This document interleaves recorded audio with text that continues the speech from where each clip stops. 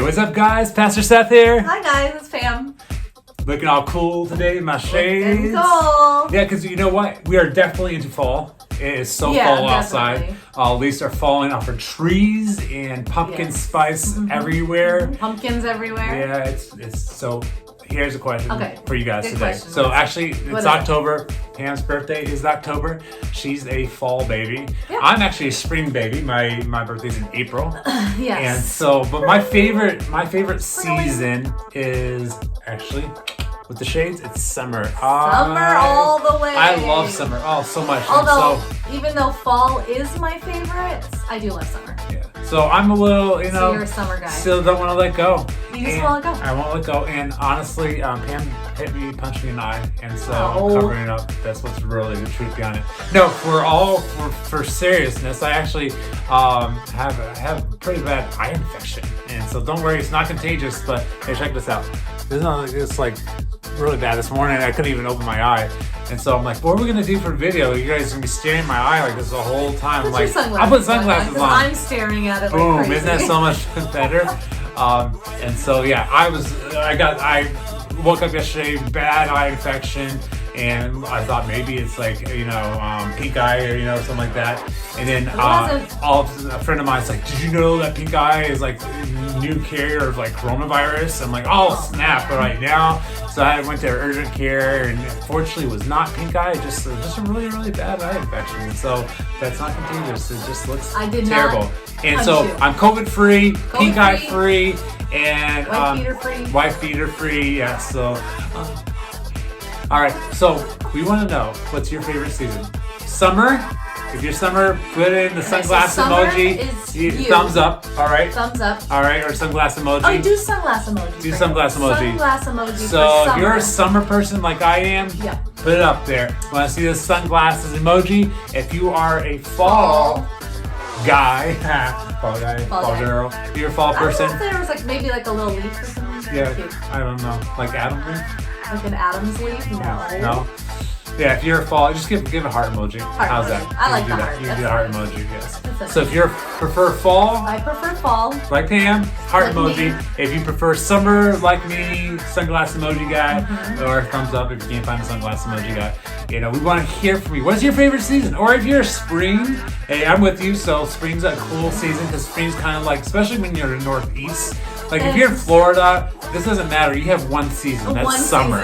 All right. You need sunglasses all year long. So long. you have one season. But if you're with us, you get 4 seasons. Like we get them all. We get fall, we get winter, we get spring, and we get summer. And then there's Joan. Yes. She loves winter. If you're a winter person, that's fine. Let us know. Give us a cold, one of those freezing emojis like that. Or a snowman. Yes. Oh yeah. Little snowman's drop cute. some snowman gifs in there. We love that. But yeah, if that's your snow person, I like snow. I grew up in outside Montreal. I love snow. I think it's beautiful. I love snow. I don't love snow as much now that I'm older. I don't want to shovel snow. I don't want to go out cold snow. I just want to look at it from the inside, sipping my. Yeah, I like playing snow. I like throwing snowballs at people. Yes. But I like being outside in the sun with the shades by the pool. True. That's probably listening to I love having music outside. I just love it. But you tell us, what's your favorite season and why? Let us know. Again, if you're a fall person like Pam, give her a heart emoji, show her some support. If you're a summer person like me, give some sunglasses emoji. If you're a spring person, let us know and why. In winter, we love to hear from you guys, crazies. Every season is beautiful. Every season is beautiful. Again, being here in New York, we get all 4 of them. All of them. Yes, and so which is really cool. That's true. Our friends down, in the far west or in the far south, they don't get to enjoy it like we get it. Oh. All right. So guys, don't forget to worship with us today, and it's coming up in just a few moments, and then we continue our series on S.H.A.P.E. And I'm looking today just what's your why? Why do we do what we're called to do? So we're looking at S.H.A.P.E. and then Re-Kids Live. 10 a.m. And again, in person, we met again last night. Happens Saturday evenings at 6 p.m. And just if you haven't come on out. It's safe. We're cleaning and all that stuff. If you're not ready to come out, that's okay. We're doing the same here Sunday mornings. Glad you guys are with us. And but yeah, we're looking forward to being with you guys in person again real soon. Guys, enjoy this worship. Let us know what type of season are you. All right, God bless you guys. We'll see you real soon. God bless.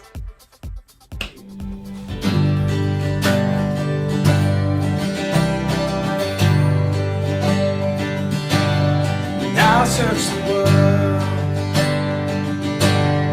it couldn't fill me.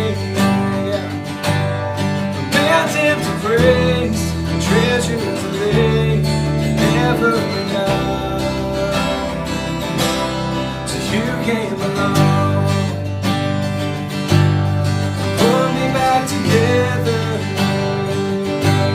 Now every desire now satisfied here in your love. Oh, there's nothing that's better than you. Oh, there's nothing that's better than you. Oh, there's nothing, nothing is better than you.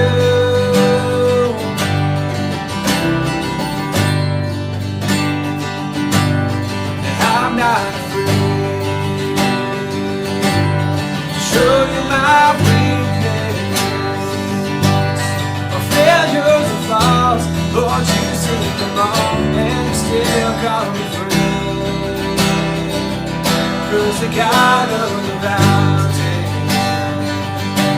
is the God in the valley. There's not a place your mercy and grace won't find me again. 'Cause there's nothing that's better than you. Oh, there's nothing that's better than you. Oh, there's nothing, nothing is better than you.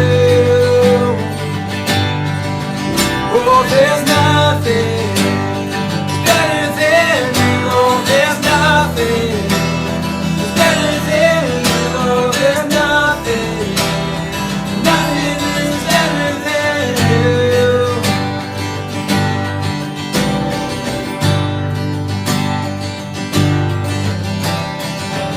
You turn mourning to dancing, you give beauty for ashes. You turn shame into glory.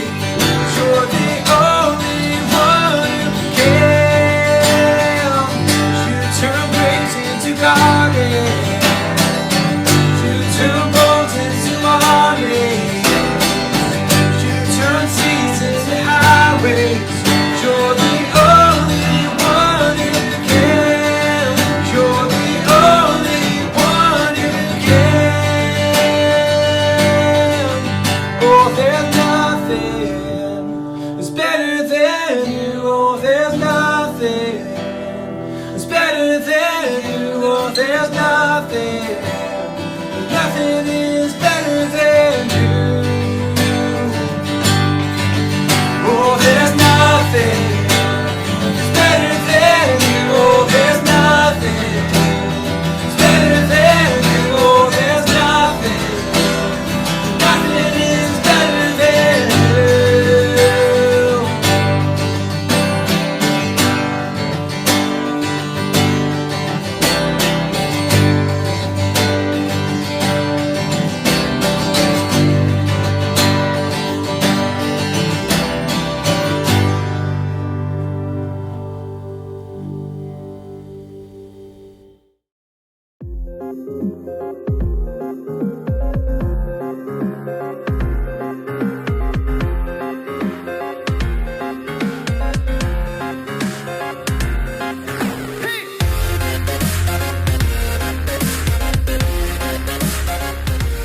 Hey guys, this is Frank, and I want to welcome you here online at Restoration Church. We exist to lead people to become fully engaged followers of Jesus. And if you're joining us for the first time, we are honored that you are here with us. We would love to connect with you at rechurch.tv/connect. We also want to thank you for your continued generosity here at Restoration, where we live to give. The easiest way you can give is by going to rechurch.tv/give or text give to 845-209-1313 to get more information on how you can take your next step here at Restoration. Simply visit us at rechurch.tv. Thanks again for tuning in, and we hope this message today will give you the peace and encouragement you need.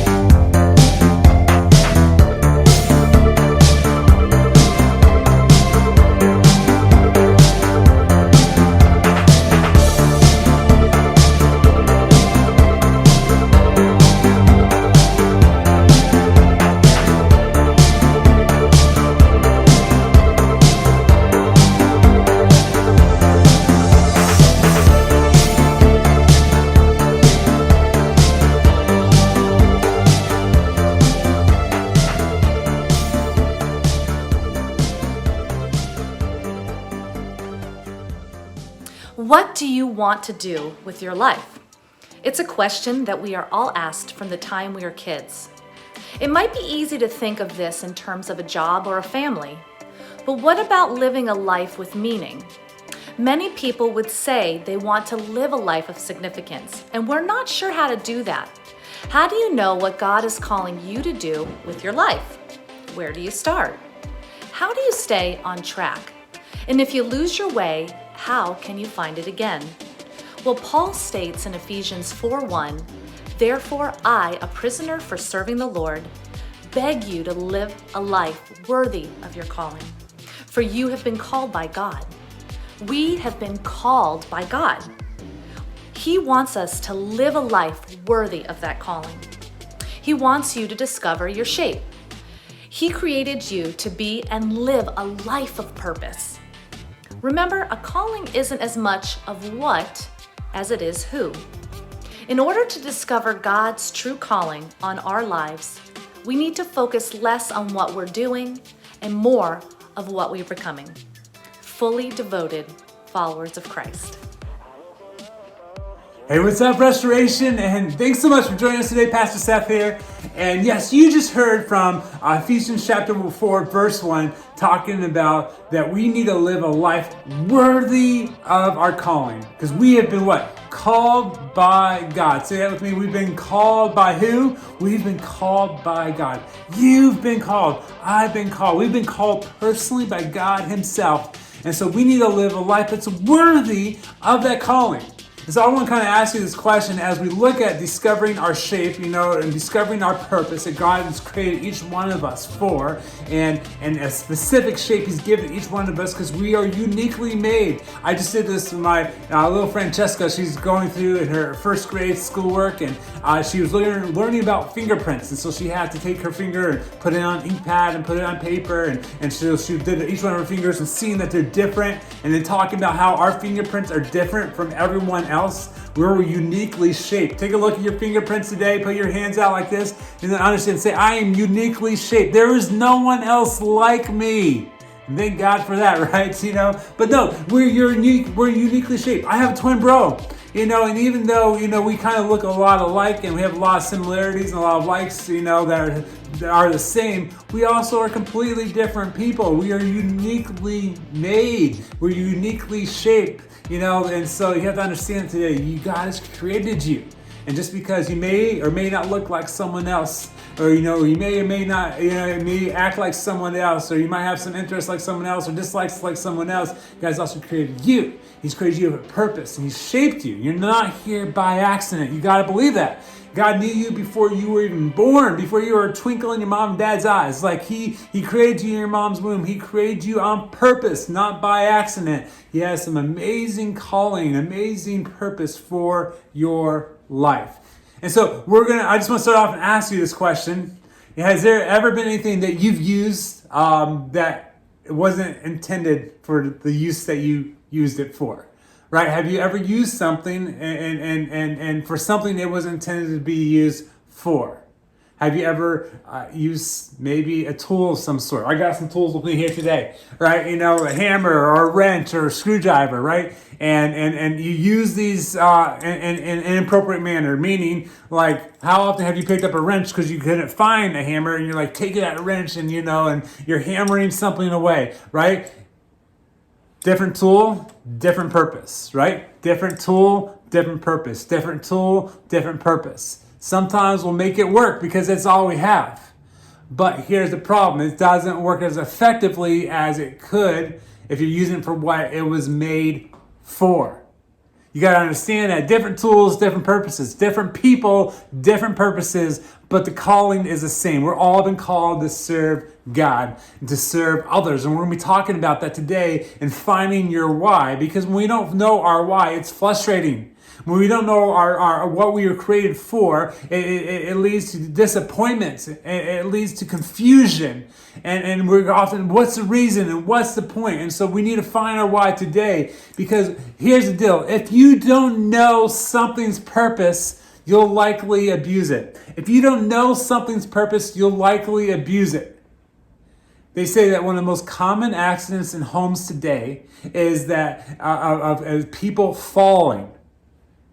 Most common accidents within someone's home is people falling. Like, what's happening? They're slipping off, wet floor. How are people falling? It's because of this. It's because when they're trying to reach for something high, they're not using a step stool or a ladder. Usually they're climbing up on a chair, or they're climbing up on the countertop, and they're finding something in their house that they can step up onto to reach at something. And because that item that they're using to step up there is not intended for that purpose, it's often unstable, and people are falling and getting hurt because they are using something that wasn't designed for what they need to be used for.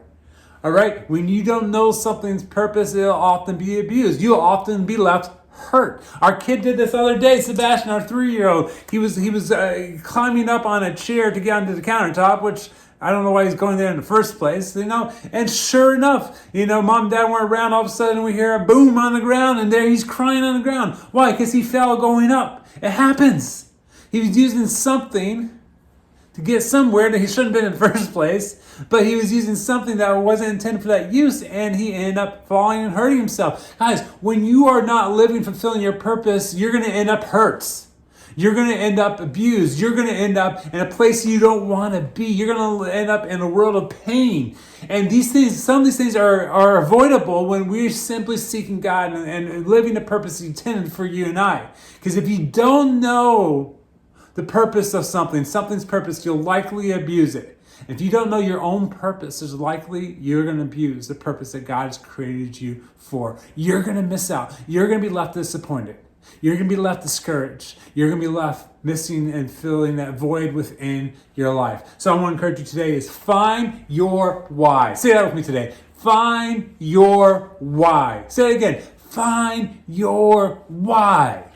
Find your why. Find your why. Tell it to someone next to you. Find your why. Write it in the comments. Find your why. And we need to look at finding our why. We're going to look at the story of David and just kind of get a brief overview of his life. David, only a boy named David. Okay, only a little scene. He killed the giant Goliath, right? That David. Well, we find this in Acts chapter 13, verse 36, talking about David and the death of David. In Acts chapter 13, verse 36, it says, "Now when David had served God's purpose in his own generation, he fell asleep. Then he was buried with his ancestors, and his body decayed." And so with that first part of the verse is just talking about this idea that David lived a life full of purpose. He fell asleep when he died, and I believe in that idea, I think of sleep in that sense, almost he died peacefully. He died at peace because he had served the purpose of God. And so he lived a life worthy of his calling, like the Apostle Paul is challenging us in Ephesians 4:1. Live a life worthy of your calling, a life that you can look back, a legacy not built on your own agenda, but serving God's purpose. In fact, Dr. Miles Monroe says this, it says, the greatest tragedy in life is not death, it's actually a life without purpose. The greatest tragedy in life is not death, it's actually living a life without purpose. And so I'm going to give you 3 principles of purpose today. Finding your why. 3 principles of purpose. First is simply this. Your purpose isn't for you. Your purpose isn't for you. Your purpose is God's purpose. Your purpose isn't for you. Your purpose is God's purpose. We look at David in Psalms chapter 52, 57, verse 2, and it says, "I cry out to God Most High, to God who will fulfill His purpose for me." Your purpose isn't for you. Your purpose is God's purpose. As we see David, he says, "I'm crying out to God Most High to fulfill His purpose for me."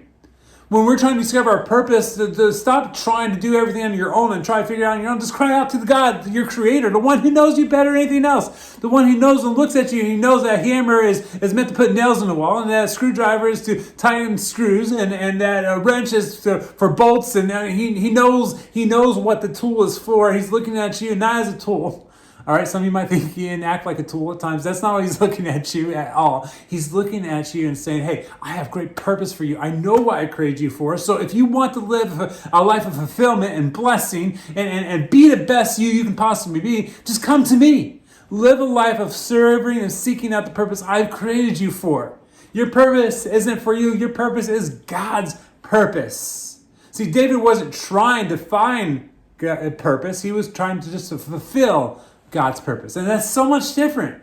He wasn't trying to find purpose. He was trying to simply fulfill the purpose that God has for him. And when he went to fulfill God's purpose, he discovered his own purpose that God had for him. Find your why. See, if you don't know something's purpose, you'll likely abuse it. Right? If you don't know something's purpose, you'll likely abuse it. See, I think one of the biggest problems is that we were created for heaven, but we're trying to live for this world.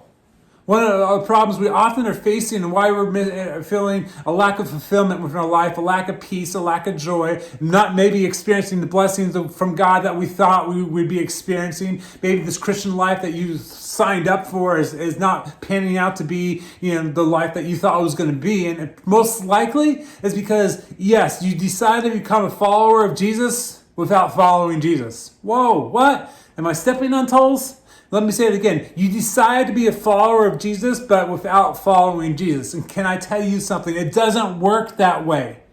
You can't say, I'm going to follow you, Jesus. I'm going to do what you call me to do, and still continue to be set in your ways. It doesn't work. It's like I'm going to go to the gym and I'm going to lose 20 pounds. And I'm going to do this. I'm going to do and so you sign up for the gym and then you don't go to the gym. Yeah, it doesn't work that way. Well, I don't understand. I have a gym membership. Why am I not getting stronger? Why am I not losing weight? Why am I still gaining weight? It's probably because you got a Whopper in one hand and fries in the other hand. And that gym membership in your pocket is not doing a thing for you unless you go to the gym and actually work out. Being a follower of Jesus means that you need to be a follower of Jesus. You're going to put those other things down and you're going to serve the purpose he has for you. So if you don't know something's purpose, you're likely going to abuse it. And so if we're trying to fulfill God's purpose but by serving the world, it won't work that way. We'll never be fulfilled in serving God because we can't both serve God and this world. The Bible says that. You can't serve both God and man because you can't have one foot in one door and one foot in the other door. You've got to pick which side to be on. We can't serve both God and man. We've got to choose a side. All right, so if you want to find the purpose God has for you, then choose to serve God. Be all in. Put all your chips on the table. Hold nothing back from God. See, we're searching something in this world that this world can't provide. So many of us are trying to find something in this world that the world just can't provide for us. See, your purpose isn't for you. Your purpose is God's purpose. And then you don't find your purpose, you actually serve God's purpose.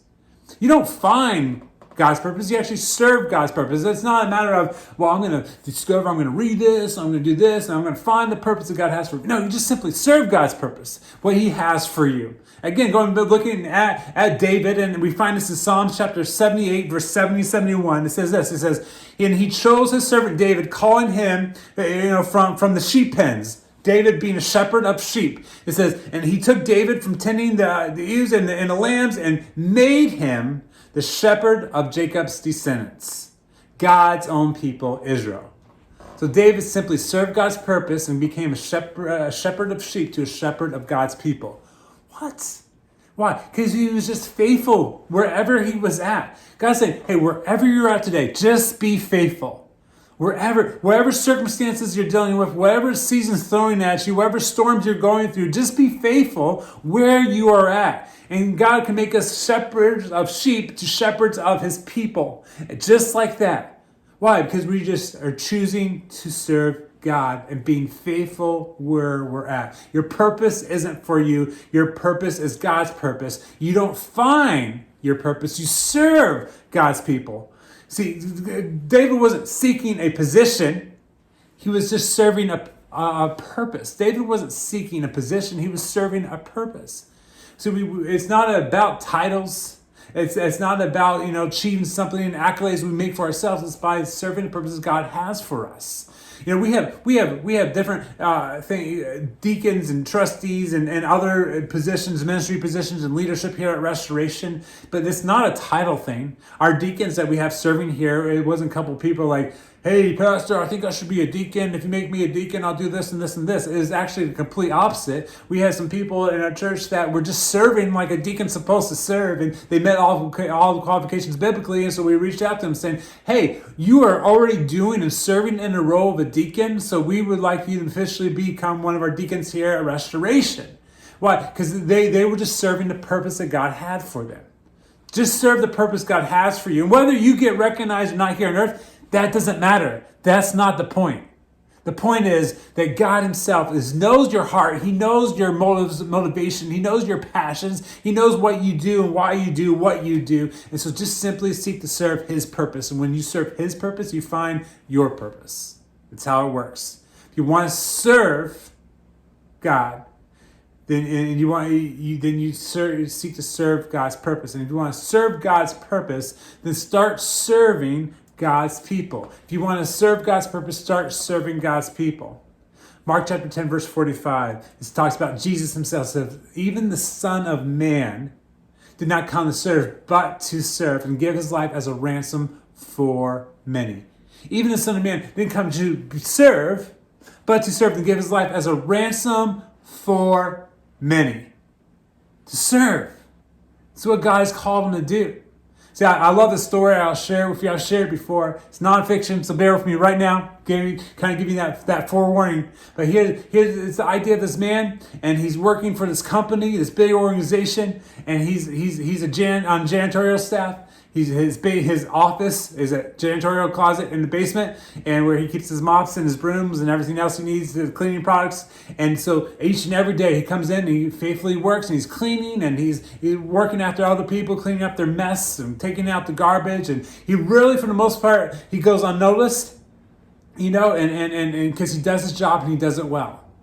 And one day as he's cleaning, he comes across this old lamp down in the basement. And if you're bearing with me, it's non-fictional. I've already told you that. And he starts rubbing that lamp. And sure enough, what happens when you find a lamp? You should rub it. You never know. And he was rubbing this lamp. And it was a magical lamp. And a genie appeared. And yes, come on, bear with me in this story. And the genie comes out. What happens when a genie comes out of a magic lamp? Well, he says, hey, I'll give you 3 wishes, right?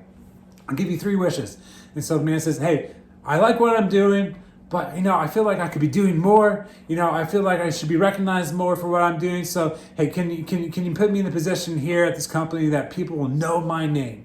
And so Genie's like, all right, wish granted. And so he grants this man's wish, and all of a sudden, boom, he comes the next day, and he's middle of management. He's got himself a nice office on the 2nd floor. He's no longer in the dungy basement. He's got his own parking spot outside. What? That's nice, right? And he's got his name plate on the door, and so people know him as he's coming in, and they recognize him. Why? Because he's got some oomph in that company now, and so he's got employees underneath him, and they're coming to him. He's got a secretary outside, and answering his phone calls, and he's like, wow, I've made it. I'm something that people recognize. Well, it wasn't too long that he was in that position that he started to feel that not being fulfilled again. And he was just, it wasn't what he thought it was going to be. And so he rubs that lamp again, and the genie comes out and says, what's up, guy? He's like, listen, I appreciate what you've done for me so far, but I don't know, I'm not there yet. I didn't get as much recognition as I thought. I thought it'd bring more fulfillment in my life. So, you know what? I want to be the top dog. I wanted to be the boss, the CEO of the company. And so the genie says, okay. And so makes him the CEO and comes in the next day. And not only does he have his own parking spot, he actually has his own driver who picks him up from his house, brings him to the company, pulls him right up to the door. He gets out, and he has his own private elevator up to the top office suite, the top floor. These huge picture windows looking, you can see the entire city as he's looking out of his office window. He's got not just one secretary, but he's got a couple secretaries. That's how important he is. And he's got the big old name on his door, and he's recognized by everyone, and you think that he's in a place where he wants to be now. And yet again, it wasn't too long where he just felt empty inside, and he didn't fulfilled. And so he goes back to that lamp and rubs and says, you know what? He says, it's not what I thought it was going to be. He says, I'm still seemed empty. He said, you know what? I want to be the most important person that I was created to be. And so Jesus says, okay, your wish is granted. And the man immediately finds himself back into that basement, sweeping the floors. Why? Because the greatest thing that he could do in that man's life was to serve other people. And listen, if you're on the top floor, you're CEO of a company, good for you. That's awesome. Like, there's nothing wrong with that. There's nothing that people recognize your name. But if that's what we're living for, we're going to live a life that's unfulfilled. We're seeking accolades. We're seeking most likes on social media. The most followers and all this stuff, and the most influence. Like, we're going to be missing out because that doesn't lead to fulfillment in our lives. In a moment, it might feel good to be recognized, like, yo, what's up? Hey, I know that guy. Hey, have your name on a book somewhere, right? Those things are great, and then for a moment, it might feel really good. But at the end, you're still being left empty. I don't know how many CEOs, I don't know how many higher ups you talk to them that they are some of the loneliest people on this earth. Why? Because that doesn't bring fulfillment. I know some, stories of the wealthiest people in this world that are looking for more. The wealth itself is not enough. The fame itself is not enough. The good clothes and the nice cars and the big house is just not enough. Why? Because our level of achievement doesn't come from what we do for ourselves. Our level of achievement, it comes from fulfilling purpose. God's created us for me to serving others. See, we weren't called to seek a platform, power, or position. We are called to serve people. You aren't called to seek a platform, power, or position. We're called to serve people. That's what God's called us to be, to serve others. I know this sounds, okay, we're in church, okay, so serve people. God, love others, love yourself. Yes. Find your why. Your why is to simply serve others, from shepherding the sheep to shepherding God's people. That's where David found himself. He was just faithful wherever he was placed. Just be faithful where you're placed. Mom and dads, be faithful in serving your kids and leading them to Jesus. Teachers, be faithful in how you respond to your students, and just show them Jesus and through how you act. And wherever you're at work, be faithful to be the best coworker, the best employee that you possibly can be. If you are a boss, if you are a CEO, be faithful in that position. Still learn to serve others wherever you're at. Put others' needs ahead of yourself. How hard is it to let someone go in front of you? Some of us, it's really hard. Why? Because we're so consumed with, I gotta get here. We're consumed about time. We're consumed about what we have or what we don't have. We're consumed about typically selfish needs and desires. And when we're trying to live a life of self-fulfillment, we're gonna miss out on inner peace and blessings that can only come from God. You aren't called to seek a platform. God might put you on a platform, but you're not called to seek that platform. You were not called to seek power. God may give you power. You're not called to seek position. God might give you position. But what we are called to is to simply serve people no matter where and what that platform, power, or position looks like. We're called to serve Jesus, to serve others. Not just an assignment in the future. You need to be faithfully serving today. Don't let the devil rob you of your why. Don't let him rob you of the joy that comes from serving others. Don't worry about, when tomorrow happens. No, your assignment is not just for tomorrow or the future. Your assignment today, where you're at, is faithfully serve someone. So what can you do? Let me ask you a question. How can you serve somebody today? If you're in a house of other people, as you're watching this, that might be easier to answer because you can, right after this, serve someone within the house. If you're by yourself, you might have to think outside a little bit more. But literally, what can you do for your neighbor next door? If you live in an apartment complex, the person above you, the person below you, what can you do when you're at the grocery store and for the person in the line ahead of you or the line behind you? What can you do for that cashier? How can you make their day a better day? Or for that waiter or waitress that's taking care of you at the restaurant, how can you help them have a better day? Or for that car, that driver next to you at the stoplight. Think about this. How can we serve those around us? How can those who are in need? How are we looking out for those and taking care of those that God has placed in our community that need us to love on even a little bit more?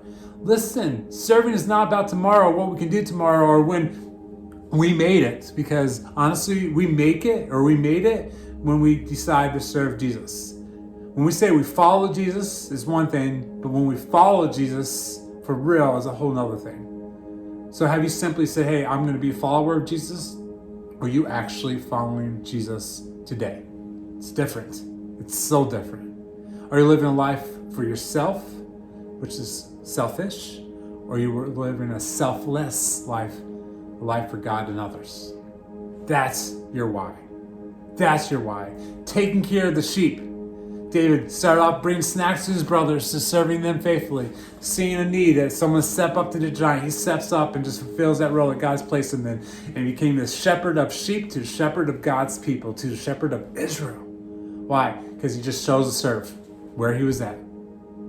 If you don't know something's purpose, you'll likely abuse it. If you don't know your purpose, you're going to be missing out.